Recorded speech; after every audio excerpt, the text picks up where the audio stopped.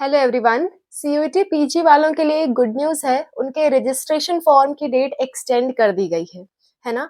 आज last date थी registration form की, यानी कि 19 अप्रैल लास्ट डेट थी। पर अब वो एक्सटेंड कर करके आपकी 5 ऑफ मई तक कर दी गई है ना। तो जिन लोगों ने फॉर्म नहीं भरा था या जिनका अब तक नहीं भर पाया था, तो उनको बड़ी टेंशन थी कि मतलब हमारा फॉर्म आज फिलअप हो पाएगा कि नहीं, ओटीपी वाली टेंशन तो नहीं आएगी। लेकिन कोई बात नहीं, अब आपको 5 तारीख तक मौका मिल गया है, आप आराम से अपना फॉर्म फिल अप कर लो। अब यहाँ पे बच्चों का डाउट ये आ रहा है कि मैम कल से तो आपकी करेक्शन विंडो स्टार्ट होने वाली थी, तो अब जब फॉर्म एक्सटेंड हो गई है तो करेक्शन विंडो कब स्टार्ट होगी? इससे रिलेटेड बच्चों का डाउट आ रहा है।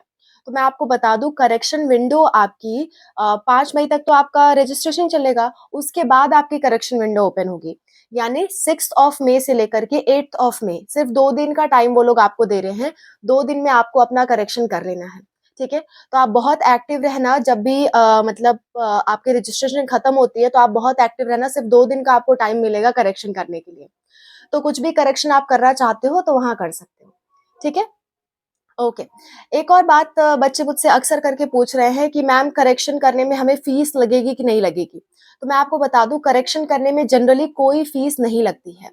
तब तक जब तक आप एडिशनल सब्जेक्ट नहीं ऐड करते या फिर आप अपनी कास्ट नहीं चेंज करते। इन 2 ही कंडीशन में आपकी फीस ली जाती है, अदरवाइज़ फीस नहीं लगती है कुछ भी और चेंज करने में, ठीक है? तो देखो, फीस कैसे लगेगी मैं उसका प्रोसीजर भी बता दे रही हूँ। अगर आप जनरल कैटेगरी को हो तो आपको 3 सब्जेक्ट का 1000 रुपीज़ पे करने होते हैं, ठीक है? लेकिन अगर आप 3 सब्जेक्ट से ज़्यादा जोड़ रहे हो करेक्शन के टाइम पे, तो आपको 500 एक्स्ट्रा देना पड़ेगा पर सब्जेक्ट। हुँ? और अगर आप ओबीसी से हो या ईडब्ल्यूएस से हो, तो आपको 800 देना पड़ता है टोटल 3 सब्जेक्ट्स के लिए, लेकिन अगर आप 1 सब्जेक्ट और ऐड करते हो तो आपको ₹400 एक्स्ट्रा देने पड़ते हैं। इस तरह का कुछ प्रोसीजर रहता है, ठीक है? और अगर आप अपनी कास्ट चेंज करते हो, जैसे मान लो जनरल से अगर आप ओबीसी में आ गए, तो आपने 1000 पे रखा कर रखा था, अब 800 लगना चाहिए, लेकिन वो पैसे आपको रिफंड नहीं किए जाएँगे, ठीक है? दूसरी बात, अगर आप ओबीसी से जनरल में जा रहे हो, तो ओबीसी से जनरल में जाने के लिए आपको ₹200 एक्स्ट्रा देने पड़ेंगे, ठीक है? आप ये बात समझ पा रहे हो? जब भी आप किसी ऐसी कास्ट में जिसमें लो फीस लगी है, उससे हाई फी वाली कास्ट में जाओगे, तो आपको फी देनी पड़ेगी। अगर आप नीचे आओगे तो फीस नहीं देनी पड़ेगी और आपकी फीस रिफंड भी नहीं होगी। एनटीए का रिफंड का कोई प्रोसेस नहीं है, ठीक है?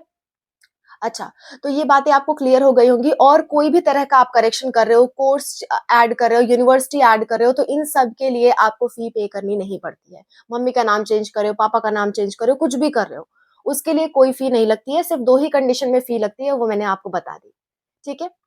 तो wish you all the best. जिन्होंने फॉर्म नहीं भरा है वो अपना फॉर्म भर लें, और जिनसे गलती हो गई है वो करेक्शन विंडो का इंतज़ार करें। करेक्शन विंडो आपका 6th मई से लेकर के आपकी 8th मई तक है, ठीक है? 6 से 8 मई तक।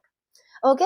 और भी आपको कोई डाउट रहता है तो मुझे ज़रूर बताना, कमेंट बॉक्स में मैं हमेशा रिप्लाई करती हूँ। लगभग हर एक कमेंट का मैं रिप्लाई कर देती हूँ। अगर गलती से मुझसे मिस हो जाए तो I am sorry for that, पर मैं कोशिश करती हूँ कि मैं ज़्यादा से ज़्यादा कमेंट का रिप्लाई करूँ। ओके? मिलते हैं नेक्स्ट वीडियो में।